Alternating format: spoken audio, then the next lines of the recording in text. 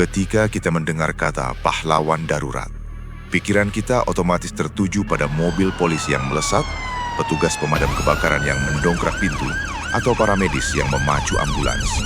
Namun, jauh sebelum sirine itu berbunyi, ada satu garis pertahanan pertama yang sering kali dilupakan dunia. Mereka duduk di ruangan tertutup, seringkali tanpa jendela, menghadap 6 layar monitor sekaligus. Mereka bukan polisi yang memegang senjata, bukan juga dokter yang memegang pisau bedah. Mereka dipersenjatai hanya dengan sebuah headset, keyboard, dan suara mereka sendiri. Inilah dunia para operator panggilan darurat, atau yang sering dikenal dengan dispatcher 911. Secara teknis, mereka adalah otak dari seluruh sistem penyelamatan darurat. Masyarakat awam mengira pekerjaan mereka hanyalah mengangkat telepon dan meneruskan alamat ke polisi. Fakta sebenarnya jauh lebih rumit dan mengerikan dari itu. Tugas utama operator panggilan darurat. Responden pertama yang sesungguhnya. Polisi atau ambulans butuh waktu 5 hingga 15 menit untuk tiba. Dalam rentang waktu kritis tersebut, operatorlah yang mengambil alih tempat kejadian perkara secara virtual. Mereka memandu persalinan darurat, menginstruksikan RJP atau CPR pada korban henti jantung, hingga menenangkan sandara. Semuanya hanya melalui suara. Pengendali sistem CAD. Pekerjaan ini menuntut kemampuan multitasking di luar batas manusia normal. Saat menerima panggilan teror, mata dan tangan operator harus bekerja pada sistem CAD. Mereka melacak koordinat GPS penelpon yang terus bergerak, membaca riwayat kriminal di alamat tersebut, dan mengatur frekuensi radio untuk mengerahkan unit polisi terdekat, sambil telinganya tetap fokus menganalisis suara latar penelpon, seperti kokangan senjata atau nafas yang melemah. Negosiator dan psikolog dadakan. Tidak ada naskah pasti dalam pekerjaan ini. Dalam satu pergantian jam kerja, seorang operator bisa berubah peran menjadi psikolog yang menggagalkan upaya bunuh diri, lalu semenit kemudian menjadi negosiator taktis yang menghadapi perampokan bersenjata. Penyaring realita. Operator adalah manusia pertama yang memutuskan apakah sebuah kejadian layak mendapat bantuan segera. Mereka adalah saringan pertama yang menentukan seberapa besar tingkat ancaman sebuah situasi, seringkali dengan informasi yang sangat terfragmentasi dari penelpon yang panik atau histeris. Golf 412. Nikki, I've got a crew emergency.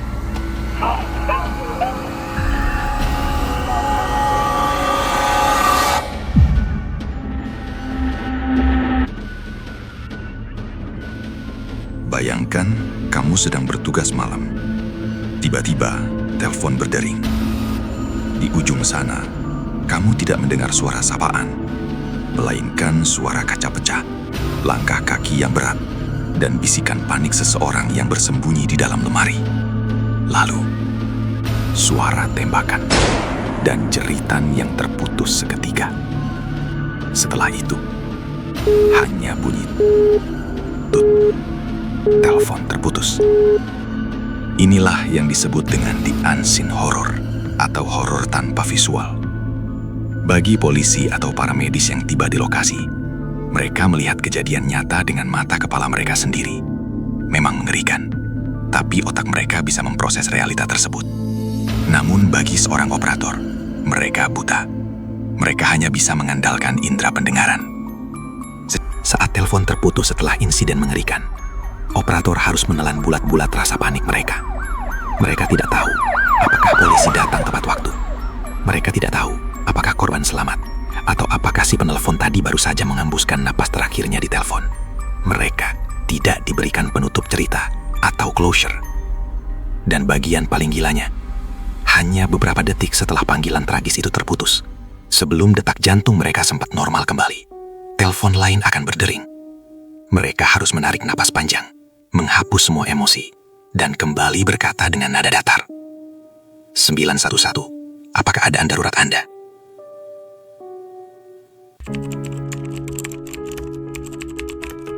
Beban dewa, triage, memilih siapa yang hidup dan mati. Bagi penonton serial drama penyelamatan seperti 911, kita seringkali dimanjakan dengan skenario ajaib. Seburuk apapun bencananya, tim penyelamat entah bagaimana selalu datang tepat di detik-detik terakhir. Sayangnya, dunia nyata tidak berjalan dengan naskah Hollywood. Di dunia nyata, sumber daya itu terbatas. Jumlah ambulans, pemadam kebakaran, dan mobil polisi tidak pernah sebanding dengan jumlah korban saat terjadi bencana massal, seperti penembakan brutal, badai besar, atau tabrakan beruntun di jalan tol. Pada momen krisis inilah, seorang operator darurat dipaksa memikul beban yang seharusnya hanya dimiliki oleh Tuhan. Mereka harus memutuskan siapa yang pantas hidup dan siapa yang harus dibiarkan mati hari itu. Dalam dunia medis darurat, ini disebut dengan protokol triase. Bedanya, dokter melakukan trias dengan melihat fisik korban secara langsung. Operator, mereka harus menilainya hanya dari kepanikan suara di ujung telepon. Bayangkan ini, kamu menerima panggilan dari seorang penelpon yang terjebak di mobil yang terbakar, menangis memohon bantuan. Tapi di detik yang sama, kamu tahu bahwa satu-satunya ambulans yang tersisa sedang meluncur ke lokasi penembakan massal yang korbannya belasan orang. Operator dilatih secara kejam untuk bersikap rasional. Jika peluang hidup seorang penelpon dinilai sudah sangat kecil, entah karena lukanya terlalu parah atau lokasinya mustahil dijangkau, operator diinstruksikan untuk tidak mengirimkan unit ke sana. Mereka harus mengarahkan bantuan ke korban lain yang persentase keselamatannya lebih tinggi. Dan bagian yang paling menghancurkan mental. Terkadang, untuk bisa menyelamatkan nyawa orang lain, seorang operator harus secara sadar mematikan panggilan dari seseorang yang sedang sekarat. Penjara protokol hukum yang dingin. Pernahkah kalian mendengar rekaman asli telepon darurat di internet? Saat peneleponnya menangis histeris memohon pertolongan, sang operator justru merespons dengan nada yang sangat datar, dingin, dan bahkan terdengar seperti robot tanpa hati. Masyarakat dengan mudah menghujat dan menyebut mereka tidak manusiawi. Tapi faktanya, nada dingin itu adalah sebuah penjara hukum yang mengekang mereka. Di negara-negara dengan sistem hukum yang ketat, operator darurat bekerja di bawah ancaman tuntutan pengadilan setiap detiknya. Ada sebuah aturan tidak tertulis yang sangat kejam. Jangan pernah membelikan janji yang tidak bisa kamu tepati. Secara hukum, seorang operator dilarang keras mengucapkan kalimat penenang yang sering kita dengar di film. Seperti, tenang, kamu pasti selamat, atau bertahanlah, polisi sudah ada di depan rumahmu. Mengapa? Karena jika operator menjanjikan keselamatan, lalu si penelepon merasa aman, keluar dari persembunyiannya dan berujung terbunuh. Keluarga korban bisa menuntut pihak operator dan institusinya atas tuduhan kelalaian yang menyebabkan kematian. Inilah kengerian psikologis yang jarang disadari. Di saat seorang ibu berteriak histeris melihat bayinya berhenti bernafas, naluri kemanusiaan sang operator pasti ingin ikut menangis dan menenangkan sang ibu. Namun, mereka harus menelan paksa empati itu. Mereka dipaksa menggunakan nada suara yang sangat otoriter, tegas, dan nyaris tanpa emosi untuk memecah histeria penelepon. Mereka harus memaksa si ibu melakukan RJP dengan instruksi militer. Jika mereka ikut panik atau terdengar ragu, penelepon tidak akan mau menurut dan nyawa akan melayang.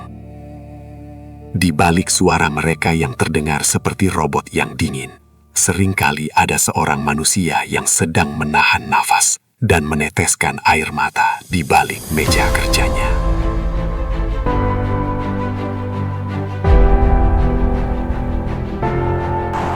Pada akhirnya, di balik setiap lampu sirine ambulans yang menyala terang, dan di balik setiap garis polisi kuning yang dibentangkan, Ada seseorang di ruang gelap yang masih duduk terpaku. Seseorang yang baru saja menyerap trauma orang lain, menelan rasa kemanusiaannya demi mengikuti protokol hukum, dan terus dihantui oleh suara jeritan atau keheningan yang mungkin tidak akan pernah mereka lupakan seumur hidup. Mereka bukan robot tanpa hati.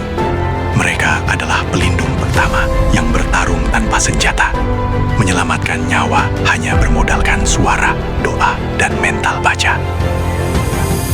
Menurut kalian, apakah kalian sanggup jika harus bekerja menahan emosi di balik headset darurat ini setiap hari? Coba tuliskan pendapat liar kalian di kolom komentar di bawah.